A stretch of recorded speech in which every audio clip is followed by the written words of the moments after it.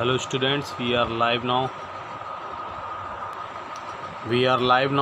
It is the time of science class. Okay, and today's I am going to continue with chapter number 3. 3 है ना, हाँ 3. Okay, and today's topic is applications of plastics. Last class में general properties of plastic clear हो चुका था. ठीक है, applications of plastic से स्टार्ट कराना था. ओके, लास्ट क्लास में थर्मोप्लास्टिक एंड थर्मोसेटिंग प्लास्टिक्स बहुत अच्छे से शायद एक्सप्लेन किया था, बच्चों को समझ में भी आया होगा. ठीक है, और कभी ऐसा हुआ करे जो कुछ टॉपिक्स क्लियर ना हुआ करें तो वो स्टूडेंट्स हमसे पूछ लिया करें. ठीक है, व्हाट्सएप पे मैसेज करके मैं फिर से एक्सप्लेन कर दूंगा. Okay, applications of plastics are extensively used in health care industry. ठीक है, प्लास्टिक्स का जो एक्सटेंसिवली यूज्ड होता, बहुत ज़्यादा जो यूज़ होता है वो हेल्थ केयर इंडस्ट्रीज़ में होता है. They are widely used in packaging of tables. ठीक है,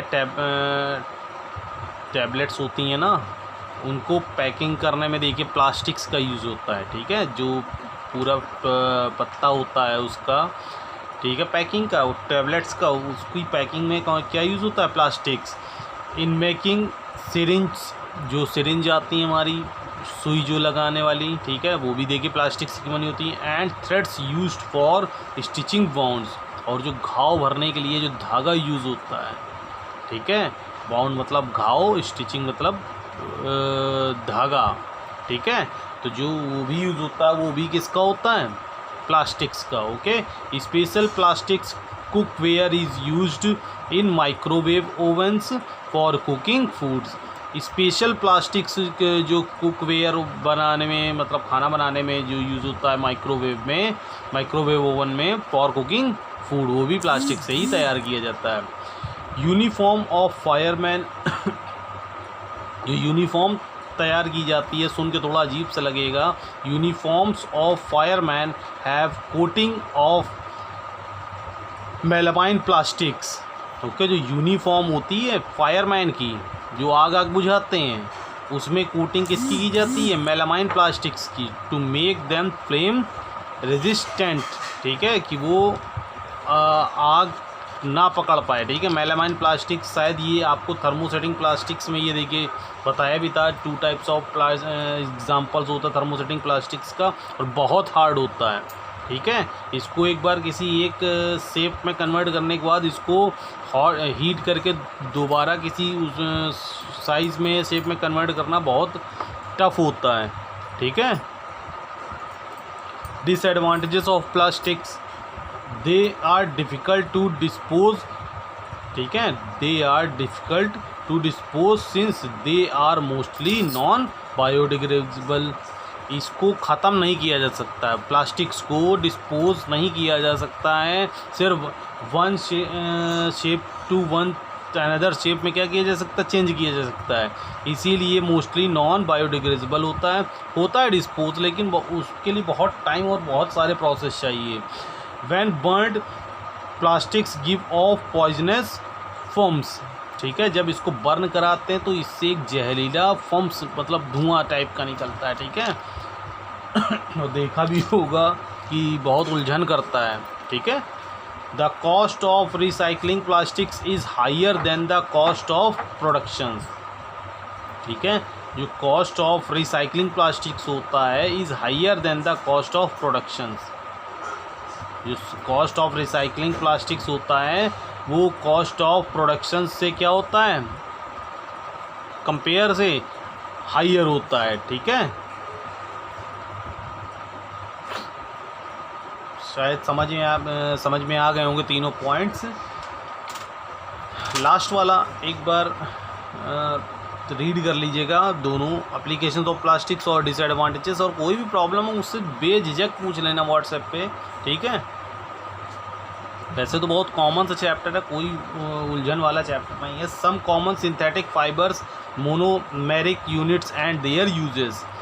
पॉलीमर्स नेम्स दिए गए हैं, मोनोमेरिक यूनिट्स दी गई हैं और उसकी यूजेस दिए गए हैं. जैसे पॉलीथीन, इसकी मोनोमेरिक यूनिट्स क्या है, एथिलीन और एथेन। ओके, और इसके यूजेस क्या है? Packaging materials, carry bags, bottles. Okay, poly propane, monomeric units is propane, और यूजेस क्या है? Bottle and crates. ठीक है, तो ये कई सारी दी गई हैं पॉलीमर्स, इनको आप रीड कर लीजिएगा। मोनोमेरिक यूनिट्स और यूजेस बहुत इंपॉर्टेंट हैं और पूछेंगे हम। ठीक है, प्लास्टिक एंड द इन्वायरमेंट। ठीक है, अब प्लास्टिक और इन्वायरमेंट के बीच में एक रिलेशनशिप बताने की यहाँ कोशिश की गई है। भाई प्लास्टिक इन्वायरमेंट के लिए अच्छा तो नहीं, सभी जानते हैं। ठीक है, और गवर्नमेंट्स का भी जो आज फोकस है, देखिए प्लास्टिक हटाओ और कुछ ऐसा स्लोगन है। ठीक है, और धरती बचाओ, कुछ ऐसा स्लोगन टाइप का है, मुझे पूरी तरीके से याद नहीं है। ठीक है, तो वो पूरा रिलेशन यहाँ डिस्क्राइब किया गया है, पढ़ने से और ज़्यादा अच्छे समझ में आएगा।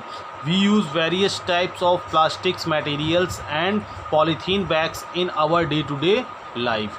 हम अपनी लाइफ में प्लास्टिक मटेरियल्स का और पॉलीथीन बैग्स का डे टू डे, दिन पे दिन यूज़ करते जा रहे हैं। ठीक है, या बढ़ाते जा रहे हैं यूज। ठीक है, plastics do not decompose easily, plastics को डिकम्पोज ईज़िली नहीं किया जा सकता, मतलब ख़त्म नहीं किया जा सकता आसानी से। And hence they get accumulated in the surroundings, और वो हमारी सराउंडिंग्स में ही क्या एक्युमुलेट घूमा करता है। ठीक है, कॉजिंग सीरियस इन्वायरमेंटल प्रॉब्लम्स।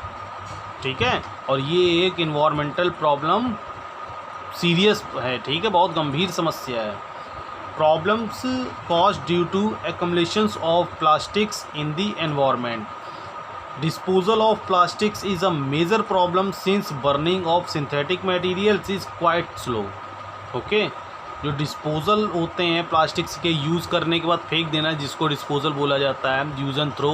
ठीक है, जैसे डिस्पोजल ग्लास बोला जाता है, पानी पिया और फेंक दिया। ठीक है, वो सबसे बड़ी प्रॉब्लम है। Disposal of plastics is a major problem, ये ज़्यादा बड़ी प्रॉब्लम है। Since burning of synthetic materials is quite slow. ठीक है, जितना कि सिंथेटिक मटेरियल्स को बर्न कराने में ये क्वाइट स्लो टाइप से, ठीक है, बर्न होंगे।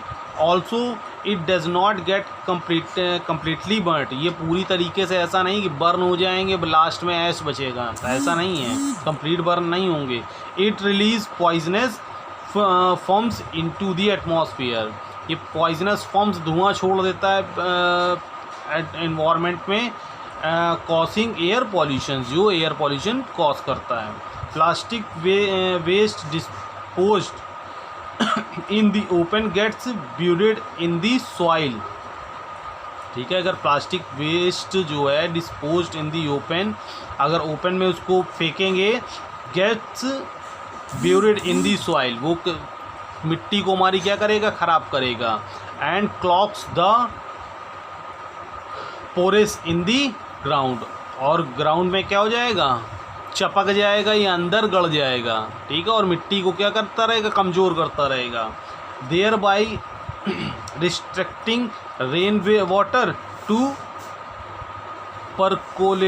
Percolate in the soil, they adversely affects plant growth, और जब पानी बरसेगा और ये जो रेन वाटर के साथ मिक्स होगा, मिक्स होने के बाद ये अपने केमिकल्स छोड़ेगा, वो केमिकल्स वाटर के साथ मिक्स होकर प्लांट्स में हमारे पहुंचेगा, और फिर हमारा प्लांट्स भी क्या होंगे, अफेक्ट होंगे उससे। ठीक है, plastic waste chokes and plastic waste chokes the drainage system, and hence when there is heavy rainfall city areas get flooded। और जो प्लास्टिक जो वेस्ट होते हैं वो चोक कर देते हैं हमारे ड्रेनेज सिस्टम, जो ड्रेनेज सिस्टम बोलते हैं, ये जो नाले आले जाते हैं ना सड़क के नीचे से।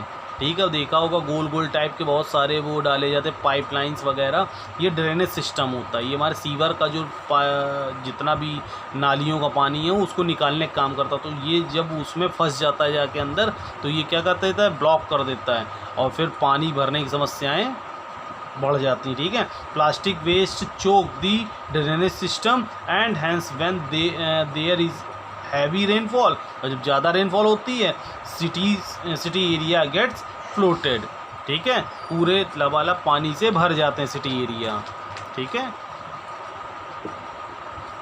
तो वीडियो काफ़ी बड़ा हो रहा है। Grass eating animals consumer plastics buried in the soil, ठीक है। जैसे जो ग्रास ईटिंग एनिमल्स होते हैं वो घास मतलब खींच के खाते हैं ना, और अगर उसी में प्लास्टिक्स हैं तो ब्यूरिड इन दी सॉइल, वो प्लास्टिक सॉइल के साथ क्या होता है, फंसा होता है या एकदम ब्यूरिड घुल जाता है, which proves fatal for them, okay, since plastic takes several years to decompose, इसलिए प्लास्टिक को डिकम्पोज होने में कुछ कई साल लगते हैं, ठीक है। It is not environment friendly, ये एक इन्वायरमेंट फ्रेंड नहीं होता है, एंड कॉसेस इन्वायरमेंटल पॉल्यूशंस, बस ये क्या करेगा, इन्वायरमेंट को नुकसान ही पहुंचाएगा, ठीक है। तो ये कुछ डिफरेंस एक दिया गया है biodegradable and non biodegradable materials का, इसको बहुत अच्छे से याद करिएगा, और ये जो कुछ कॉस्टिंग प्रॉब्लम्स हैं इसको भी याद करेंगे आप, और disadvantages and applications, okay. Video बहुत लॉन्ग हो रहा है इसलिए बाय, टेक केयर।